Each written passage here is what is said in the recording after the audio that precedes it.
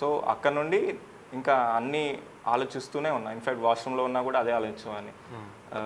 ఎప్పుడు ఖాళీ దొరికినా బ్రెయిన్ స్టార్మ్ చేస్తూ ఉండేవాడిని. సో ఇది చాలా హెల్ప్ అయింది నాకు. అంటే నా మైండ్ని ప్రిపేర్ చేస్తూ ఉంది ఆన్సర్స్కి.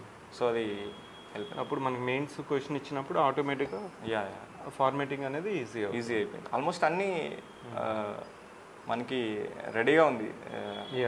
మనకి ఒక పాయింట్ రాసేటప్పుడు నెక్స్ట్ పాయింట్ ఏంటి. సో మనం మెయిన్స్ ఆన్సర్ రాసేటప్పుడు మనకి 3 pages ఇచ్చారు కదా. అవును. I use to say your answer has to be relevant, precise and comprehensive, though you may have lot of content in your hand. ఇలా ప్రయారిటైజేషన్ చేసేదానికి ఎలాంటి ఎఫర్ట్ చేశారు? మెయిన్స్లో మనం ఫైనల్గా పిఆర్సీ మోడల్ అంటాం, అంటే ప్రిసైజ్, రిలవెంట్, కాంప్రహెన్సివ్గా. అలా రావడానికి మీరు ఇప్పుడు బ్రెయిన్ స్టార్మింగ్ చెప్పారు, దాన్ని పేపర్ మీద పెట్టడానికి రైటింగ్ ప్రాక్టీస్ అయినా ఇంకేమన్నా షార్ట్ కట్ యూస్ చేశారు? మోస్ట్లీ రైటింగ్ ప్రాక్టీస్ చేశాను సార్. మనకి ఇక్కడ నైపుణ్యతలో కాకుండా కూడా 3 స్లాట్స్ చేసుకునేవాడిని నేను డైలీ.